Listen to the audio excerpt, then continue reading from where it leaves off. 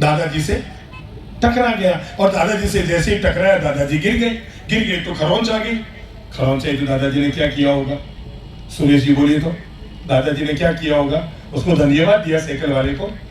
क्या दिया? दादाजी गिर गए, दादाजी के शरीर में खरोंच आई और आते ही चिल्लाने लगे, अंधा है, देख के नहीं चलता, मुझे पटक दिया। उसने कहा दादाजी एक काम करो, 50 रुपए लो, मंदिर में जाओ, भगवान के प्रसाद चढ़ाओ। अरे आज भगवान ने आपका गजब साथ दिया है, मेरे और आपके टकराने के योग तो थे। रोज मैं ट्रक चलाता हूँ, आज पहली बार साइकिल चला रहा। बच गया ना? अरे तो रोज धन्यवाद दिया करो। लड़का छत पर था, सुनो मैं बताता हूँ भगवान की व्यवस्था। लड़का छत पर था, पतंग उड़ा रहा था, आसमान में बादल थे, छत पर ही सो गया। अचानक देखा ऊपर से चिड़िया जा रही थी। क्या जी? वो यू पंख उड़ाते हुए जा रही थी। तो लड़के के मन में आया, भगवान तूने चिड़िया को पंख दिए, भैंस को क्यों नहीं दिए? भैंस को क्यों नहीं दिए? वो तो सोच ही रहा था, इतने में चिड़िया ने टपक से कर दिया। क्या कर दिया? करो एक बार, टपक। ऊपर से क्या कर दिया? विष्ठा गिरा दी और मुंह पर आकर उसके गिर गई। उसने कहा भगवान जी थैंक यू, आपने भैंस को पंख नहीं दिए।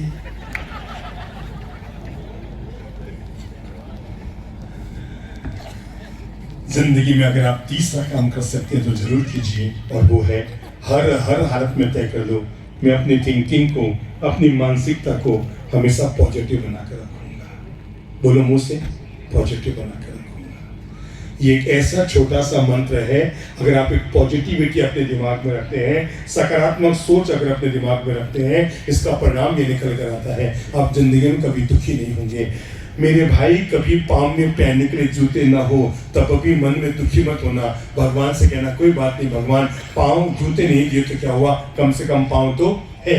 जो व्यक्ति पॉजिटिव सोच रखता है, मैं आपको बताऊं, इंदौर में एक महानुभाव ने हमारा चतुर्मास कराया, सिंघवी परिवार था, उनका नाम था पंकज जी संघवी। उनका नियम था वो रोज सोमवार दादाबाड़ी दर्शन करने जाते थे। जैसे यहाँ दादाबाड़ी है ना, वैसे इंदौर में भी दादाबाड़ी है। हर सोमवार वो दर्शन करने जाते। उस दिन संयोग की बात, वो बहुत, उनकी पत्नी थक गई थी, तो पति दुकान से आए और आती का चलो कहाँ चलना है? दादाबाड़ी चलना है। रात के 9 बजे उसने कहा देखो मैं थकी, मैं नहीं जाऊंगी। उसने कहा चलो हर सोमवार जाते हैं। और उसने पकड़ के जबरदस्ती दादाबाड़ी ले आया। दादाबाड़ी में दर्शन किए और जैसे ही बाहर आए तो उनके जूते गायब हो गए। क्या हो गए? जूते गायब हो गए। बाहर आए, जूते कहाँ गए? इधर उधर देखा, जूते नहीं मिले और नए जूते थे। 3 दिन पहले ही 2200 रुपये उन्होंने खरीदे थे और जूते गायब हो गए। सोचो पत्नी ने क्या कहा होगा? मैंने पहले ही कहा था। क्या कहा होगा? मैंने पहले ही कहा था मत चलो, अगर अपन नहीं आते तो अपने जूते गायब नहीं होते। पति ने कहा बावड़ी क्यों उल्टा सोचती है, सोचो अगर अपन नहीं आते तो एक जरूरतमंद आदमी को जूते कहां से मिलते हैं। पॉजिटिविटी क्या है जिंदगी में? पॉजिटिविटी। जिंदगी तो मिट्टी की तरह है, आप चाहो तो मंगल कलश बना लो, आप चाहो तो मटका बना लो, आप चाहो तो चीलम बना लो, आप जो चाहो सो बना लो। जिंदगी मिट्टी की तरह है, जैसे आप होंगे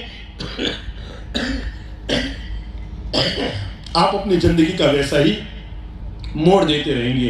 पर तय मानकर चलो, मैं आज के बाद पॉजिटिविटी क्या करूंगा? बोलो पॉजिटिविटी। हर हालत में पॉजिटिव रहो। जीवन में कभी विपत्ति आए तो आपत्ति मत करो, क्योंकि दूध फटने पर वे ही लोग उदास होते हैं जिन्हें जिंदगी में रसगुल्ले बनाने नहीं आते। क्या कहा? दूध तो फटेंगे। किसकी जिंदगी में दूध नहीं फटते? एक बात बताओ।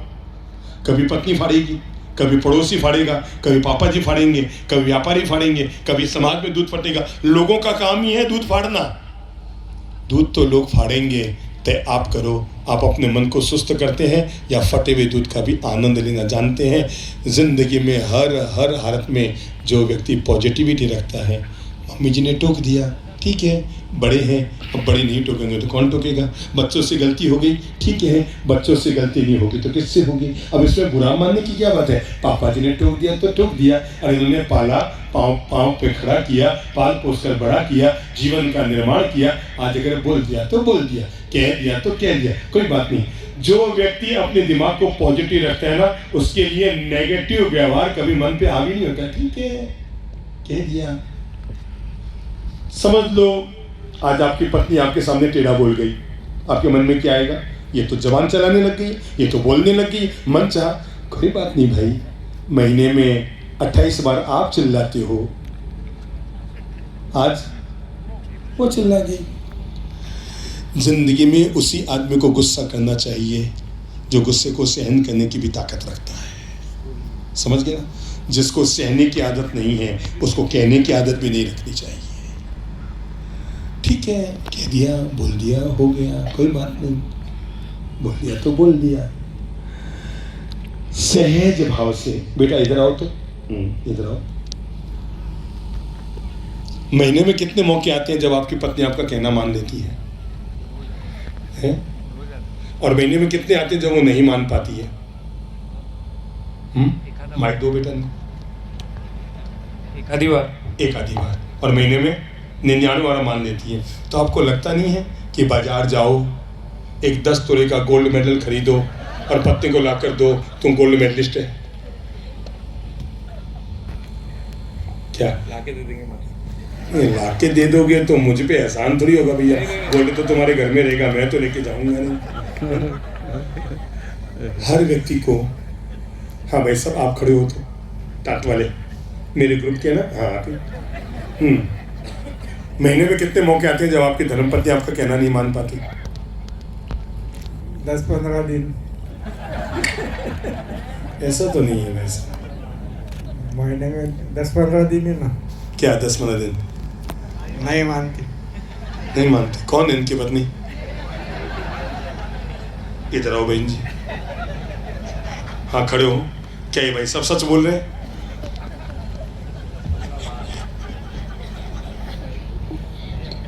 हाँ बोलो, ये सच बोल रहे हैं? हाँ, यस तुम बोलो। नहीं इतना तो नहीं है, लेकिन होता है कभी कभी। कभी कभी होता है वो, तो कभी कभी तो इलू पिलू हो ही जाता है ना, वो तो दुनिया का नियम है।